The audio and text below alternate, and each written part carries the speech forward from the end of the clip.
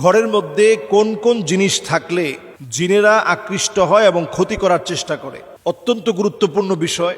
জিনরা আমাদের সাথেই থাকে এবং কারিন নামক জিন আমাদের সঙ্গেই বেঁধে দেওয়া আছে। প্রত্যেকের সঙ্গে এক একটা কারিন নামক জিন আছে, তবে ভালো সঙ্গী হিসাবে না। সে সবসময় আমাদেরকে ওয়াসওয়াসা দেয়, গুনাহের কাজ করার ব্যাপারে সে আমাদেরকে প্রলুব্ধ করে। এবার আসুন, ঘরের মধ্যে কোন কোন জায়গায় কোন কোন বিষয়ের কারণে জিন আসে।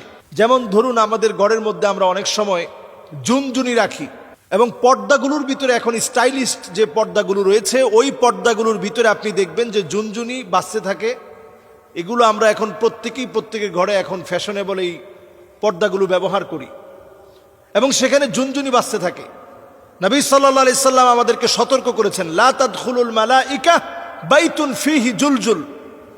এই যে জুনজুনি অথবা নূপুরের যে আওয়াজ, ছোট ছোট বাচ্চারা নূপুর পরে, পায়ের মধ্যে নূপুরের ঝুনঝুন ঝুনঝুন করে আওয়াজ হয়, এটার কারণে জিনের আকৃষ্ট হয়। আপনি চিন্তাও করতে পারবেন না, খুবই সিম্পল সাধারণ বিষয়, কিন্তু জিনেরা এতে করে আকৃষ্ট হয়, রহমতের ফেরেশতারা চলে যায়।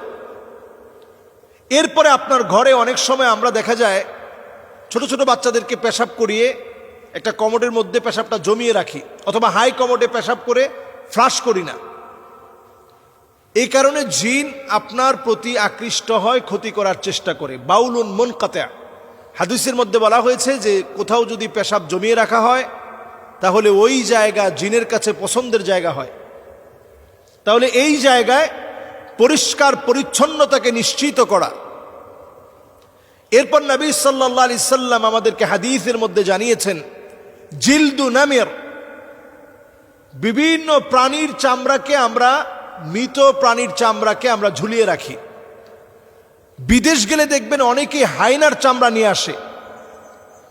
এটা আপনি খুব স্বাভাবিকভাবে নিচ্ছেন অথবা মনে করছেন এই হায়নার চামড়া দিয়ে কালো জাদু করা হয়, অথচ এই চামড়া, বাঘের চামড়া, হরিণের চামড়া, বিভিন্ন চামড়া আমরা ক্যালিগ্রাফি হিসেবে অথবা একটা ওয়ালমেট হিসেবে আমরা আমাদের ঘরের মধ্যে সাজিয়ে রাখি।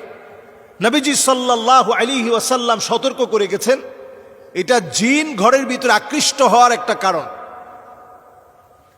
নবী আলাইহিস সালাতু ওয়াস সালাম এরপর আমাদেরকে সজাগ সচেতন করলেন, জিন ঘরের ভিতরে আকৃষ্ট হওয়ার আরেকটা কারণ কাতিউ রাহিম, আত্মীয়তার সম্পর্ক যে ঘরের মধ্যে থাকে না। সন্তান হয়ে মাকে দেখতে পারে না, সন্তান হয়ে বাপকে দেখতে পারে না, সন্তান হয়ে আত্মীয় স্বজনের খবর তো নেয় না, নিজের ভাইয়ের খবর নেয় না। এইরকম ব্যক্তিদের ঘরে দুষ্ট জিনেরা আসে। রহমতের ফেরেশতারা এমন ঘরে থাকে না, দুষ্ট জিনেরা এই ঘরের ভিতরে আসে। এরপর নবী সাল্লাল্লাহু আলাইহি সাল্লামের হাদিস থেকে বোঝা যায় যে ঘরের ভিতরে পুতুল থাকে, তাসাউর, বিভিন্ন রকম মূর্তি থাকে, বিভিন্ন রকমের ছবি থাকে। এই ঘরগুলোর ভিতরে রহমতের ফেরেশতারা আসে না।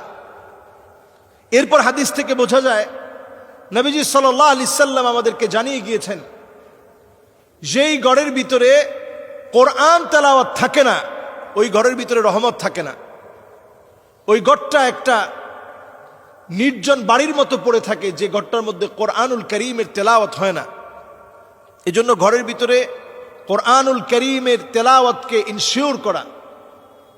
প্রয়োজনে আপনি মোবাইল থেকে কোরআনুল কারীমের তেলাওয়াতকে ছেড়ে রাখুন। প্লাগ ইন কোরআন, সার্বক্ষণিক কোরআন তেলাওয়াত চলতে থাকে। এই ধরনের ডিভাইসগুলো এখন পাওয়া যায়। আপনি কোরআনুল কারীমের তেলাওয়াত আপনি ছেড়ে রাখেন, লাউডলি ছেড়ে রাখেন এবং শোনার চেষ্টা করেন। কোরআনুল কারীম তেলাওয়াত যখন বাজবে তখন অন্যমনস্ক না থেকে শোনার চেষ্টা করেন। সন্তানদেরকে অভ্যস্ত করেন। বাসার ভিতরে যখন খুব লাউডলি মিউজিক বাজানো হয়, এটা জিনদের আখড়ায় পরিণত হয়। এজন্য মিউজিককে বাসা থেকে একেবারে নিষিদ্ধ করে দেন।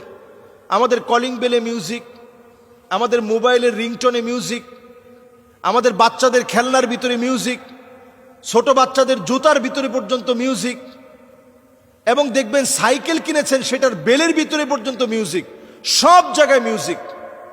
এই মিউজিক জিনদেরকে ডেকে আনে।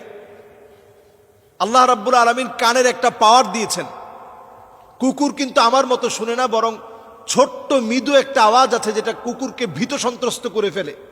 আপনি অনেক সময় এই আওয়াজটা কানের মধ্যে শুনতেই পাবেন না, কিন্তু জিনদের ওই আওয়াজের কারণে কুকুর ভীত সন্ত্রস্ত হয়ে দৌড়াতে থাকে।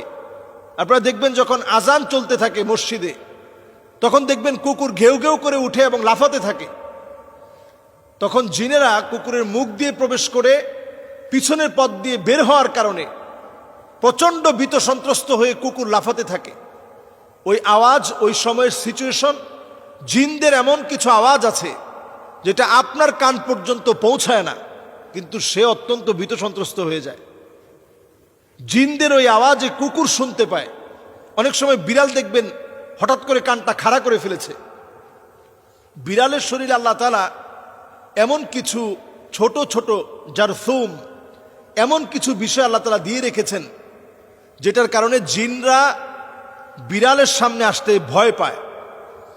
ছোট ছোট পাখি আমরা লালন পালন করি, কাকাতুয়া, লাভবার্ড, টিয়া পাখি, কবুতর, ময়না, এ জাতীয় অনেক পাখি আমরা এখন লালন পালন করি। কিছু প্রকারের পাখি আছে যেগুলোকে জিন প্রচণ্ড ভয় পায়। এদের দিকে আকৃষ্ট হয়ে আসতে নিয়ে ভয়ে ভীত সন্ত্রস্ত হয়ে জিন চলে যায়। কিছু পাখি ঘরের মধ্যে বরকত নিয়ে আসে। এজন্য পাখিগুলোকে যদি আমরা লালন পালন করতে চাই, তাদের হক ঠিক রেখে, খাবার দাবার ঠিক রেখে লালন পালন করতে হবে। ঘরগুলোকে প্রতিনিয়ত কোরআনুল কারীমের তেলাওয়াত ছেড়ে দিয়ে বরকতে পূর্ণ করতে হবে। কুকুর থাকলে ঘর থেকে বের করে দিতে হবে। যদি ঘরের ভিতরে বড় বড় পুতুল থাকে, এগুলোকে সরিয়ে ফেলতে হবে। আত্মীয়তার সম্পর্ক না থাকলে বৃদ্ধি করা লাগবে।